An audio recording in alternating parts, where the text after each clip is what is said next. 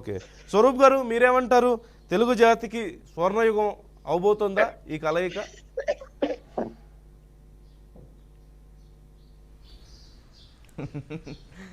Sir స్వర్ణయుగం కాదు sir, ప్రజలకి ఆగమ్య గోచరం.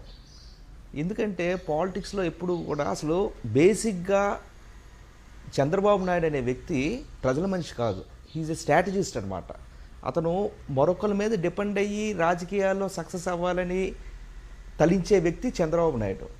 అందుకే చంద్రబాబు నాయుడు గారు చూడండి, 2014లో పవన్ కళ్యాణ్ గారితో ఒక పార్టీ పెట్టించి పవన్ కళ్యాణ్ గారి తాలూకు సపోర్ట్ తీసుకొని, అలాగే బీజేపీ తాలూకు సపోర్ట్ తీసుకొని అధికారంలోకి వచ్చాడు అతను Chandrababu Naidu garu. At the same time 2019లో యాంటీ ఇన్కంబరెన్స్ ఓటు అంతా కూడా చీల్చాలనే ఉద్దేశంతో ఇదే పవన్ కళ్యాణ్తో వాళ్ళు తిట్టుకొని 2019లో యాంటీ ఇన్కంబరెన్స్ ఓట్ చేయాలనే ఉద్దేశంతో ప్రతి కాన్స్టిట్యున్సీలో కూడా వైఎస్ఆర్ కాంగ్రెస్ పార్టీ పెట్టిన అభ్యర్థులు తాలూకా కులాలని చూసుకొని ఆ కులం నుంచి వేరే వాళ్ళని పెట్టడం, ఓట్లు చేల్చాలనే ప్రక్రియ 2019లో జరిగింది. అలాగే ఇప్పుడు 2024 రేపొద్దున రాబోతున్న ఎలక్షన్స్లో మళ్ళీ వీళ్ళిద్దరూ కలిసి ఇదంతా కూడా యాక్టింగ్. ఇది మేము ఎప్పుడూ కూడా పవన్ కళ్యాణ్ గారి పార్టీ అలాగే టీడీపీ పార్టీ రెండు వేరే వేరే పార్టీగా ఇప్పుడు మేము చూడటం లేదు. వీరిద్దరూ కూడా ఒకే పార్టీ, ఒకే భావజాలం, ఒకే వ్యక్తులు, ఒకే ప్యాకేజ్, అన్నీ కూడా ఒకటే. 1+1 రాజకీయాల్లో =2 అని చెప్పేసి మ్యాథమెటిక్స్లో జరుగుతుంది, కానీ పాలిటిక్స్లో జరగదు. 1+1 1 అయినా అవ్వచ్చు, -1 అయినా అవ్వచ్చు, 0 అవ్వచ్చు. సో మాకు ఇలాంటి భయాలు ఏం లేవు. వైఎస్ఆర్ కాంగ్రెస్ పార్టీకి పూర్తిగా ప్రజలందరికీ కూడా పూర్తిగా అవగాహన ఉంది, క్లియర్ పిక్చర్ ఉంది. పవన్ కళ్యాణ్ గారు ఎందుకు తిడుతున్నారో క్లియర్ పిక్చర్ ఉంది.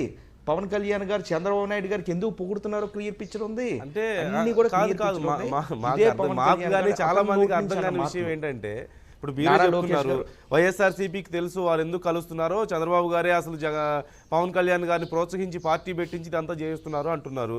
వారంటే మాకు భయం లేదని అంటున్నారు. అట్ ద సేమ్ టైం ప్రజలందరికీ కూడా తెలుసు ఇదంతా విషయం అని చెప్తున్నారు. కానీ వైఎస్ఆర్సీపీ నాయకులు బయటకు వస్తారు, దమ్ముంటే ఒకడే పోటీ చేయని అడుగుతారు మీరే, లేదంటేనేమో కలవాల్సిన అవసరం ఏముందంటారు, కలవకుండా పోటీ చేయమని మీరే వారిని కొంత పోక్ చేసే ప్రయత్నం ఎందుకు ఇదంతా? మరి ఇంత గందరగోళం ఎందుకు? ఆ కలయికను చూసి ఇంత కంగారు ఎందుకు మరి వైసీపీ నాయకుల్లో చాలా మందిలో?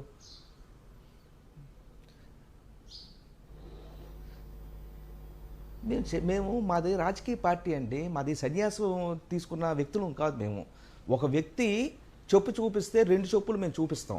ఒక వ్యక్తి కొట్టేలోపు మరొకటి కొడతాం.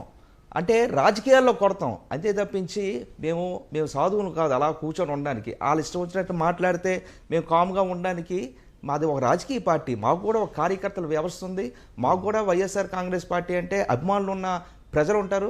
వాళ్ళందరికీ కూడా నిజాలు తెలియజేయాలి. అలాగే అట్ ది సేమ్ డే ప్రజలందరికీ కూడా నిజాలు తెలియజేయాలి. కాబట్టి ఇప్పుడు ఈ డిబేట్ ఉంది. ఈ డిబేట్లో నేను చెప్పకుండాను వాళ్ళిద్దరూ మంచి వాళ్ళండి అని నేను చెప్తానా? అట్లా కాదు కదా. సో ఏదైతే యథార్థం ఉందో అది ప్రజలకు చెప్పాల్సిన బాధ్యత పార్టీకి, ఏ పార్టీకైనా ఉంది.